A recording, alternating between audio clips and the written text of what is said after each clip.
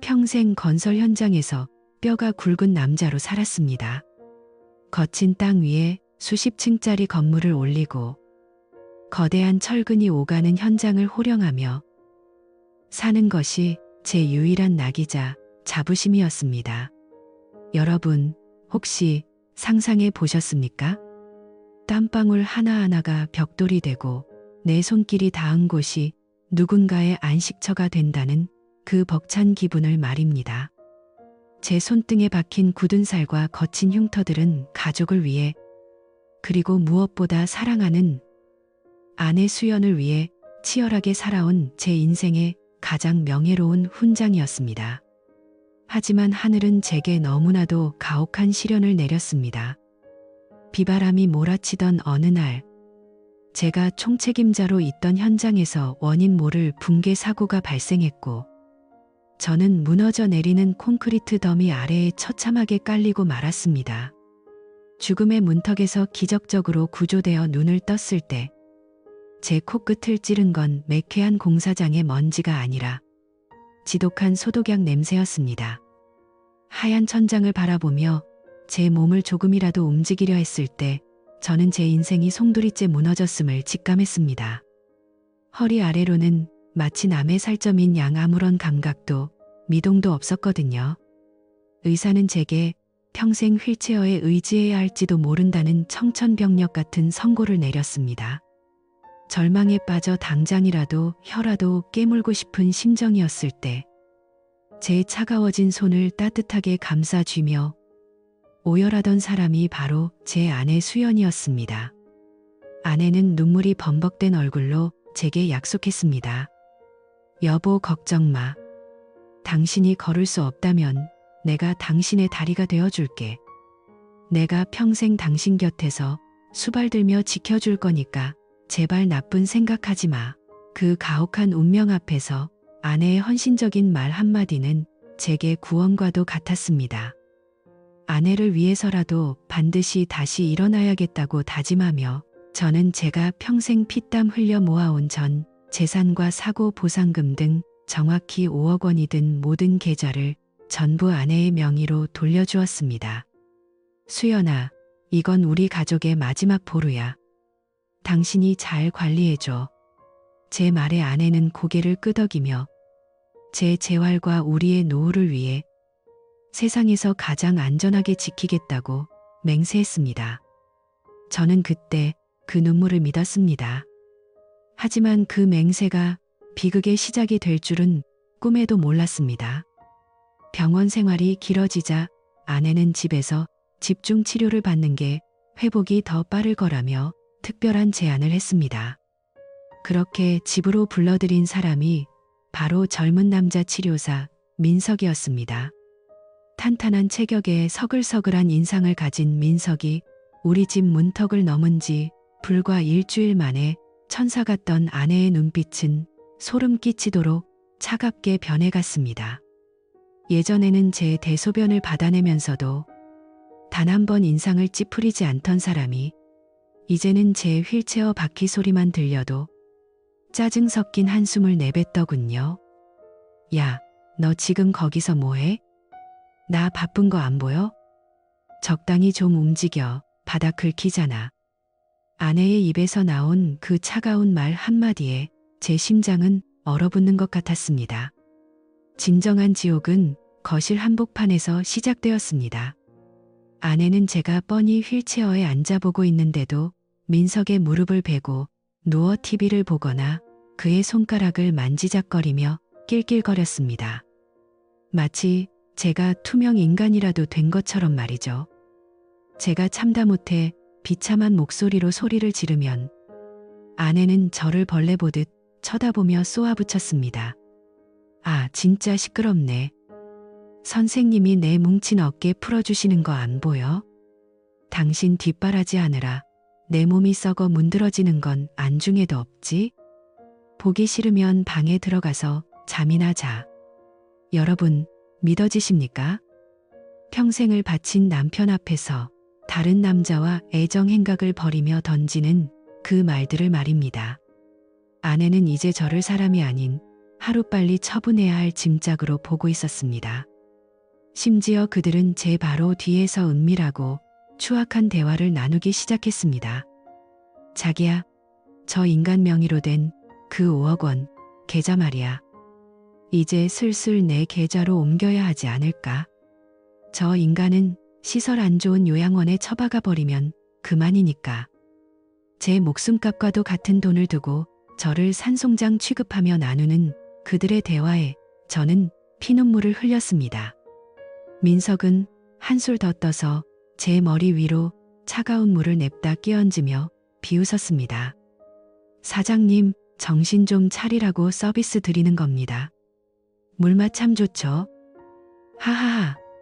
차가운 물줄기가 얼굴을 타고 셔츠 안으로 흘러내렸지만 저는 끝까지 눈을 뜨지 않았습니다. 억울함은 이제 지독한 복수의 칼날이 되어 제 가슴 속에 깊게 박히고 있었습니다. 저는 휠체어에 앉아 초점 없는 눈으로 벽을 바라보며 바보처럼 멍청한 웃음을 지어 보였습니다. 저들이 저를 아무것도 모르는 만만한 사냥감으로 생각하게 해야 했으니까요. 여러분, 이 이야기가 남의 일처럼만 느껴지시나요? 가장 믿었던 사람이 내 등에 칼을 꽂는 순간 여러분은 어떻게 하시겠습니까? 구독과 좋아요를 눌러 저와 끝까지 함께해 주십시오. 이 처절한 배신의 끝에 어떤 결말이 기다리고 있는지 제가 직접 보여드리겠습니다. 담요 아래 숨겨진 제 손은 분노로 부들부들 떨리고 있었습니다. 수연이 상간남의 품에 안겨 제 얼굴에 다시 한번 와인을 뿌리며 승리의 축배를 들 때 저는 어둠 속에서 아주 천천히 복수의 서막을 올리고 있었습니다. 비릿한 웃음소리가 거실을 가득 채우는 가운데 제 휠체어 아래에는 저들이 상상조차 못할 거대한 반격이 준비되고 있었죠. 내 인생을 무너뜨린 그들의 창가가 과연 언제까지 이어질 수 있을지 저는 숨을 죽인 채 가장 완벽한 타이밍을 기다렸습니다. 수연이 상간남의 품에 안겨 진우의 얼굴에 차가운 물을 뿌리며 비웃는 소리가 거실에 울려 퍼졌고 진우는 어둠 속에서 아주 천천히 복수의 서막을 열었습니다. 사실 제가 사고를 당했던 그 건설 현장 붕괴 사건, 단순한 사고가 아니었을지도 모른다는 의심이 들기 시작한 건 그들의 은밀한 대화를 엿듣고 난 뒤였습니다. 아내는 제가 20년 동안 현장에서 구르며 번 돈을 어떻게 빼돌릴지 이미 치밀하게 계획하고 있었습니다. 저는 휠체어에 앉아 바보처럼 침을 흘리며 졸고 있는 척했지만 사실 제 귀는 그 어느 때보다 날카롭게 열려 있었습니다. 수연은 민석에게 이렇게 말하더군요.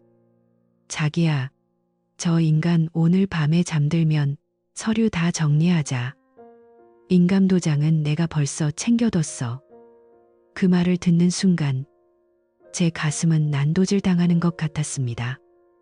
제가 사랑했던 여자가 제 목숨값을 챙겨 상간남과 도망가려 한다니요. 하지만 저는 참았습니다. 죽을 힘을 다해 입술을 깨물며 참았습니다.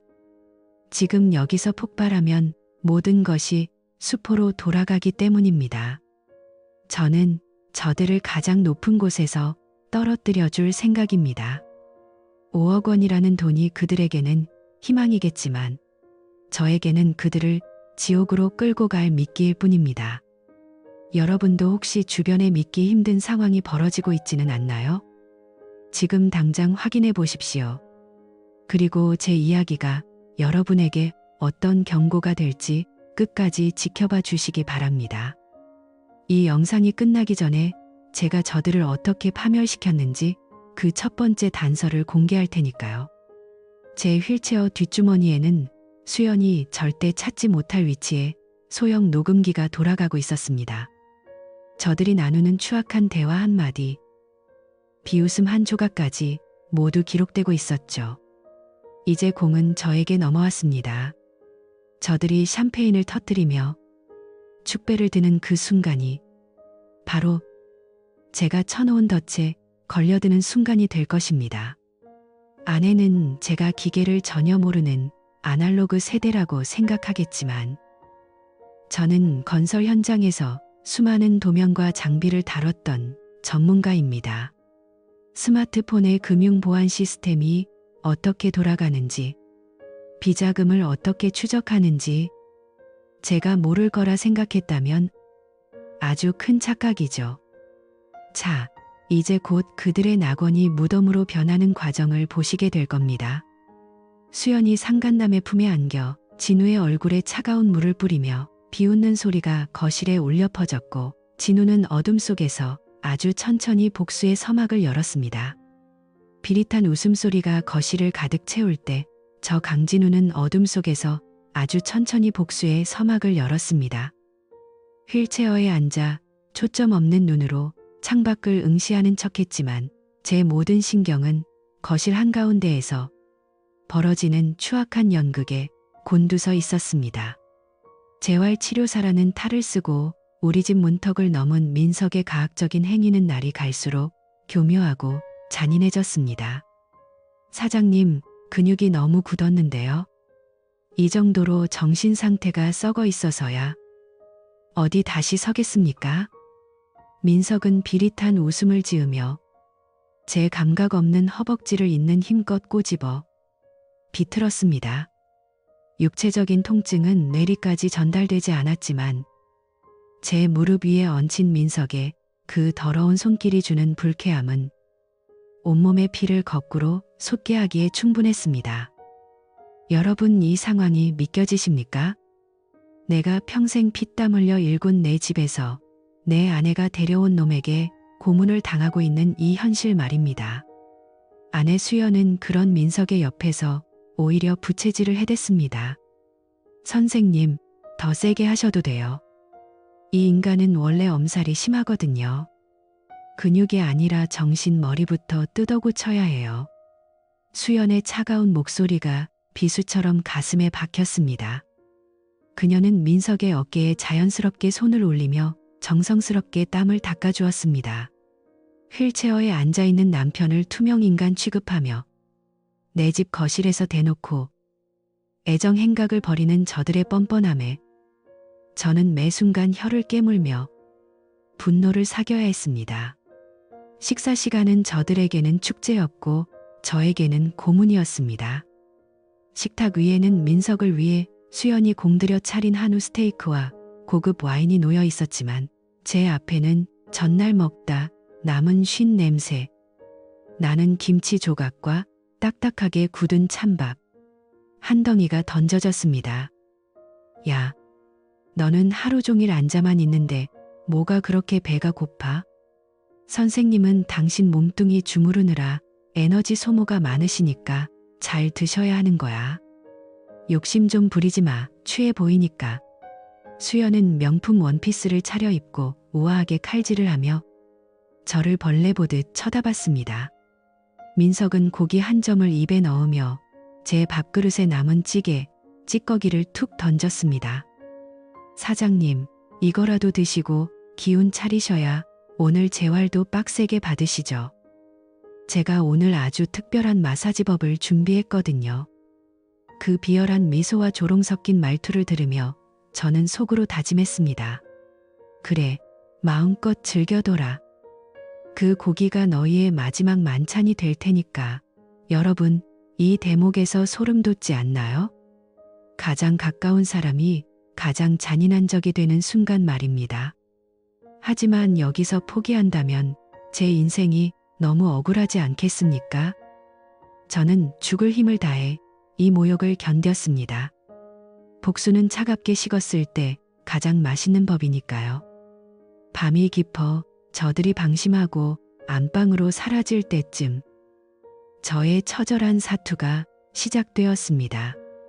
휠체어에서 바닥으로 몸을 던지는 순간 팔꿈치가 긁혀 피가 맺히고 둔탁한 통증이 전신을 휘감았지만 저는 멈출 수 없었습니다. 하반신이 마비된 제 몸을 오직 두 팔의 근력과 악력만으로 끌어당기며 수연의 서재로 기어갔습니다. 숨소리조차 죽인 채 거친 바닥질을 훑으며 전진하는 그 시간은 영원처럼 길게 느껴졌습니다. 바닥에 닿는 차가운 감촉이 오히려 제 이성을 깨웠습니다. 반드시 찾아내야 한다. 저놈들의 목줄을 깬 그 무언가를. 마침내 서재 책상 밑 깊숙이 숨겨진 수연의 비밀 수첩을 찾아냈을 때 제 손은 분노와 환희로 동시에 떨리고 있었습니다. 수첩 안에는 충격적인 진실들이 빼곡히 적혀 있었습니다. 재활치료사라던 민석은 관련 자격증 하나 없는 과거 여러 차례 노인과 장애인을 대상으로 금융사기를 저지른 전과자였습니다. 더 가관인 것은 두 사람의 도피 계획이었습니다. 수연의 여권 사이에는 태국 푸저스로 향하는 편도, 항공권 2장과 현지 고급 풀빌라의 임대 계약서가 끼워져 있었습니다. 제 피 같은 돈 5억 원을 가로채 저를 요양원에 처박아 버리고 둘이서 낙원을 건설하겠다는 악마 같은 설계였습니다. 여러분, 5억 원입니다. 제가 현장에서 흙먼지 마시며 철근에 찔려가며 모은 제 목숨값입니다. 그걸 저 사기꾼 놈이랑 쓰겠다고요? 자기야, 이제 일주일만 참으면 돼.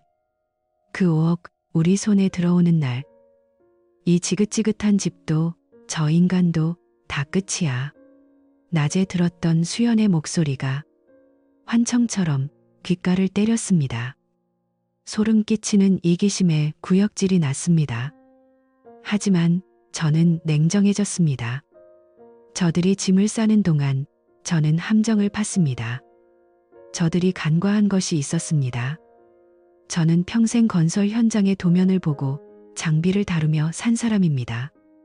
저들이 저를 산송장 취급하며 방심할 때 저는 이미 수연이 거실 테이블에 두고 간 인감도장과 신분증의 행방을 파악했고 제 휠체어 구석구석에 저들의 추악한 대화를 기록할 장치들을 심어두었습니다.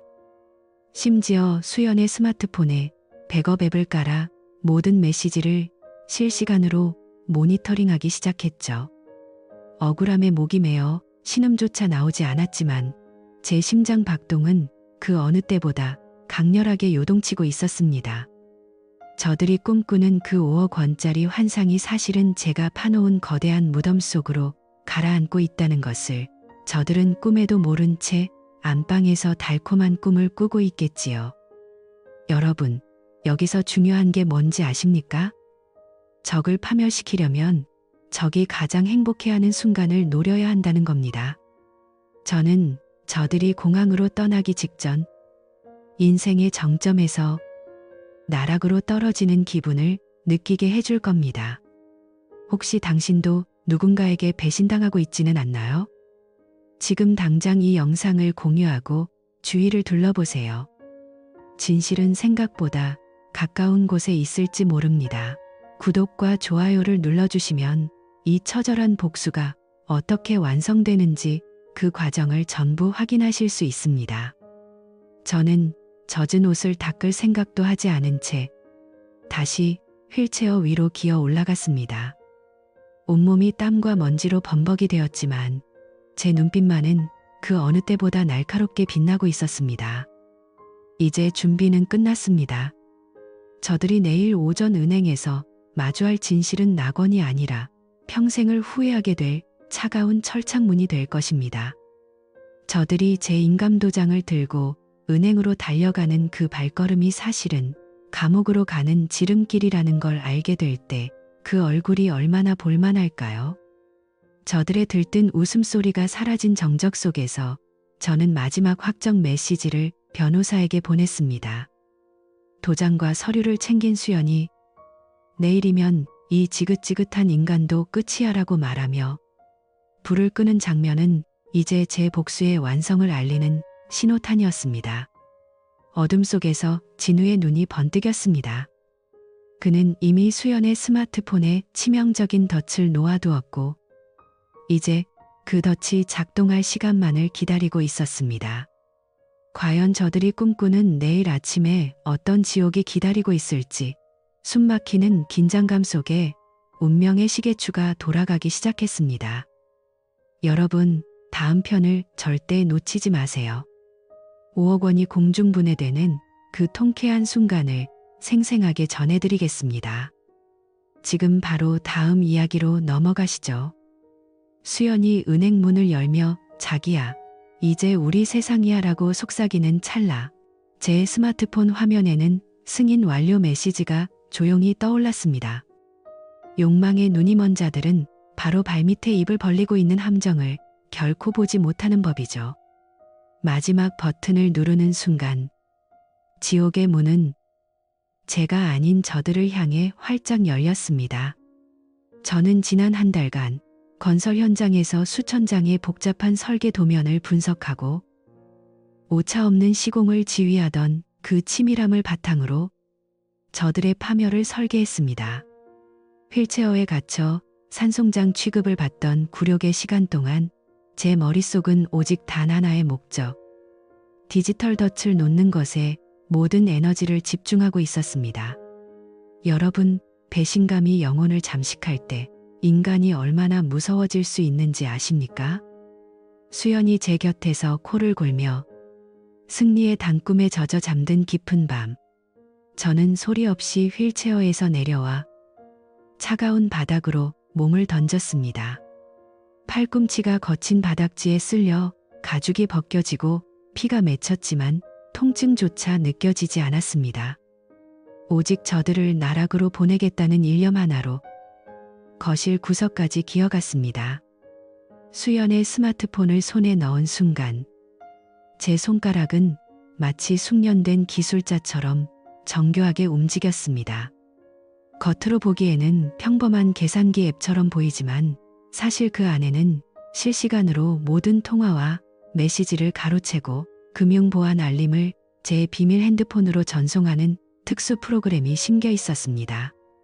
저들이 명품 구두를 쇼핑하고 호텔 레스토랑에서 제가 번 돈으로 스테이크를 써는 동안 그 결제 문자 하나하나가 제 눈앞에 실시간으로 중계되고 있었던 것입니다. 하지만 진짜 전율이 일었던 순간은 따로 있었습니다. 수연의 서재 책상 가장 깊숙한 곳, 잠겨있던 비밀 수납장에서 발견한 낡은 외장 하드 안에는 2년 전 제 인생을 송두리째 앗아간 그날의 추악한 진실이 고스란히 담겨 있었습니다. 단순히 운이 나빠 발생한 붕괴 사고인 줄 알았던 그 비극은 사실 민석의 유령 업체와 수연이 공모하여 자재를 빼돌리고 고의로 부실 공사를 유도해낸 명백한 살인 미수였습니다. 장부에는 빼돌린 철근과 시멘트의 양, 그리고 그 대가로 수연의 비밀 계좌로 흘러들어간 검은 돈의 내역이 소름 끼칠 정도로 상세히 적혀 있었습니다. 현장 소장 강진우만 제거하면 모든 것이 완벽하다. 민석의 비릿한 필체로 적힌 그 메모를 마주한 순간 제 전신은 걷잡을 수 없는 분노로 타올랐습니다. 저들은 처음부터 저를 죽이려 했고 제가 기적적으로 죽지 않자 저를 산송장으로 만들어 남은 목숨값인 5억 원까지 뜯어내려 했던 것입니다. 억울함이 골수에 사무쳐 비명이 터져 나올 것 같았지만 저는 입술이 터지도록 깨물며 차가운 이성을 붙들었습니다. 이 장부의 사진들과 저들이 거실에서 나눈 학대와 공모의 녹취록들은 제 담당 변호사에게 실시간 전송으로 이미 안전하게 전달되었습니다. 여러분, 지금 이 이야기를 들으며 화가 나시나요? 그렇다면 바로 지금 구독과 좋아요를 눌러 저의 복수를 응원해 주십시오. 여러분의 관심이 저 같은 피해자들에게는 가장 큰 힘이 됩니다. 운명의 아침이 밝았을 때 수연은 그 어느 때보다 화사한 옷을 차려입고 가식적인 미소를 띠며 제 앞으로 다가왔습니다. 여보, 오늘 기분 어때? 당신 재활을 위해 꼭 필요한 서류니까 여기에 지장 좀 찍어줘. 그녀는 제 손가락을 잡아 끌어 붉은 인주를 묻혔습니다. 소유권 이전 합의서 위에 제 지장이 찍히는 순간 그녀의 눈에는 승리감에 도취한 탐욕의 광기가 번뜩였습니다. 하지만 그녀는 꿈에도 몰랐을 겁니다. 그 지장은 단순한 서명이 아니라 경찰과 금융감독원의 저들의 모든 범죄 사실을 확정짓는 마지막 신고 스위치였다는 것을요. 수연과 민석은 마치 세계 여행이라도 떠나는 연인처럼 들뜬 대화를 나누며 현관문을 나섰습니다. 자기야, 이제 공항 가서 바로 1등석 타자. 저 인간은 요양원 밥이나 먹으며 벽이랑 대화하게 두고 말이야. 그들의 비릿한 웃음소리가 복도 끝에서 사라질 때 저는 휠체어 등받이에 몸을 깊숙이 기대고 어둠 속에서 차가운 미소를 지었습니다.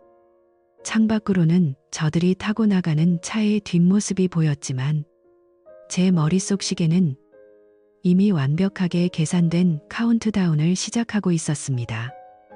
은행 문을 여는 그 순간 저들이 마주할 것은 5억 원의 현금이 아니라 평생을 후회하게 될 차가운 수갑과 철창일 테니까요. 승전보가 울려야 할 은행 로비에 이제 곧 정의의 금소금이 울려 퍼질 차례였습니다. 정막이 흐르는 거실 한가운데에서 저는 저들의 처절한 비명을 상상하며 마지막 준비를 마쳤습니다. 혹시 여러분 주변에도 천사의 얼굴을 하고 당신의 뒤통수를 노리는 사람이 있지는 않습니까? 절대 방심하지 마십시오. 제 이야기가 여러분에게 강력한 경고가 되길 바랍니다. 지금 바로 댓글로 여러분의 생각을 공유해 주세요. 5억 원이라는 거대한 함정이 이제 막 입을 벌리고 저들의 목덜미를 낚아채기 직전입니다. 과연 은행 로비에서 어떤 드라마틱한 반전이 벌어질지 그 통쾌한 현장을 다음 이야기에서 생생하게 전해드리겠습니다. 채널 고정해 주세요. 진짜 복수는 지금부터 시작입니다. 지옥의 문이 저들을 향해 활짝 열린 그날, 은행 로비의 공기는 유난히도 차갑고 무거웠습니다. 수연이 제 계좌에서 5억 원이라는 거액을 통째로 인출하려던 바로 그 결정적인 순간, 미리 대기하고 있던 변호사와 정복을 입은 경찰들이 마치 굶주린 먹잇감을 노리는 사자처럼 저들을 단숨에 포위했습니다. 현장 체포라는 극적인 순간이 눈앞에서 펼쳐졌죠. 수연의 손에 들려있던 서류 뭉치들이 바닥으로 흩어졌고 그녀의 얼굴은 순식간에 핏기를 잃고 창백하게 질렸습니다. 저는 그 순간 휠체어에 앉아있던 무기력한 환자가 아니라 모든 진실을 꿰뚫어보는 심판자로서 당당히 고개를 들었습니다. 여보, 이게 다 뭐야? 당신 치매 아니었어? 아무것도 모르는 바보였잖아. 수연은 경악에 찬 눈으로 저를 올려다보며 비명을 질렀습니다. 그녀는 무릎을 꿇고 제 바짓가랑이를 붙잡으며 이건 오해야. 다 당신을 위해서 그런 거야. 라며 비굴하게 매달리기 시작했습니다. 하지만 그 추악한 연극은 오래가지 않았습니다. 옆에 서 있던 민석이 수연의 손을 거칠게 뿌리치며 차갑게 내뱉었거든요. 저 여자가 다 시킨 겁니다. 저는 시키는 대로 마사지해주고 돈 몇 푼 받으려고 했던 죄밖에 없어요. 저 여자가 남편 죽이고 돈 챙겨서 도망가자고 저를 유혹했다고요. 그 배신의 순간 수연의 눈에 서린 배신감과 공포를 자기들이 거실에서 제 얼굴에 물을 뿌리며 비웃던 그 당당함은 어디로 갔을까요? 여러분, 이런 게 바로 인과응보 아닐까요? 취조실로 압송된 뒤에도 저들의 추악한 배신극은 멈추지 않았습니다. 민석의 스마트폰에서 복구된 메시지들은 가히 충격적이었습니다. 민석은 수연 몰래 다른 여자와 해외 도피 계획을 짜고 있었고 수연에게서 뜯어낸 돈으로 혼자 호의호식할 궁리만 하고 있었던 거죠. 조금만 기다려. 이 멍청한 여자 주머니 다 털면 바로 갈게. 그 메시지가 수연의 눈앞에 공개되는 순간 그녀는 미친 사람처럼 민석의 얼굴을 향해 달려들었습니다. 서로의 머리채를 잡고 짐승처럼 울부짖는 저들의 꼴은 그야말로 지옥도가 따로 없었습니다. 이어진 법정 드라마는 준엄한 정의의 실현이었습니다. 판사의 법봉 소리가 법정을 울릴 때마다 저들의 죄악이 하나하나 낱낱이 밝혀졌습니다. 살인 미수, 횡령, 가혹행위. 판사는 자비 없는 목소리로 판결문을 읽어내려갔습니다. 피고인들은 인간의 기본적인 도리를 저버리고 타인의 생명과 재산을 유린했다. 아내 수연에게는 징역 12년, 그리고 주범에 가까운 상간남 민석에게는 징역 15년이라는 중형이 선고되었습니다. 저들은 법정 바닥에 주저앉아 절규했지만 이미 늦었습니다. 가장 통쾌한 사실은 저들이 그토록 탐냈던 제 재산이 법적 절차를 통해 전액 환수되었다는 것입니다. 저는 그 피 같은 돈을 저와 같은 처지에 놓인 사람들을 돕기 위한 재활재단에 전액 기부했습니다. 정의 구현이란 단순히 처벌하는 것에 그치지 않고 그 결실이 선한 의지로 이어지는 것이라 믿었기 때문입니다. 철창 너머로 사라지는 저들의 비참한 뒷모습을 보며 저는 비로소 2년간 가슴속에 맺혔던 응어리가 씻겨 내려가는 기분을 느꼈습니다. 여러분, 인과응보라는 말이 괜히 있는 게 아닙니다. 남의 눈에 피눈물 나게 하면 제 눈에는 진물이 나는 법이죠. 혹시 지금 이 순간에도 배신과 고통 속에 홀로 눈물 흘리는 분이 계신가요? 포기하지 마십시오. 진실은 반드시 승리하며 정의는 늦더라도 반드시 찾아옵니다. 지금 당장 이 영상을 공유해서 배신자들에게 경종을 울려주세요. 그리고 댓글로 여러분의 생각을 들려주십시오. 여러분의 응원이 저에게는 다시 일어설 수 있는 가장 큰 힘이 됩니다. 실제 상황에서 이런 일을 겪는다면 어떻게 해야 할까요? 첫째, 감정을 앞세우지 말고 냉정하게 증거를 수집하십시오. 둘째, 전문가의 도움을 받는 것을 주저하지 마십시오. 셋째, 자신을 믿고 끝까지 싸우십시오. 저는 이 세 가지를 지켰기에 오늘 이 자리에 설 수 있었습니다. 만약 제가 그날 밤 포기했더라면 지금쯤 저는 요양원의 차가운 침대에서 천장만 바라보고 있었을 겁니다. 제 복수극의 대단원이 저들의 파멸로 끝났음을 보며 여러분도 큰 위안과 힘을 얻으셨으면 좋겠습니다. 철창 너머로 사라지는 수연의 마지막 저주를 뒤로 한 채 저는 눈부신 아침 햇살이 비치는 법원 정문을 나섰습니다. 이제 저들에게 남은 것은 평생을 감옥에서 서로를 원망하며 썩어갈 긴 시간뿐입니다. 정의의 수레바퀴는 느리지만 모든 죄악을 짓뭉개며 결국 승리에 도착했습니다. 지옥 같은 인연의 끝에 비로소 저는 자유로운 숨을 쉴 수 있게 되었습니다. 이제 거실에는 배신의 냄새 대신 새 삶의 향기가 가득할 것입니다. 0에서 다시 시작하는 제 진짜 인생, 그 찬란한 시작을 여러분도 끝까지 지켜봐 주십시오.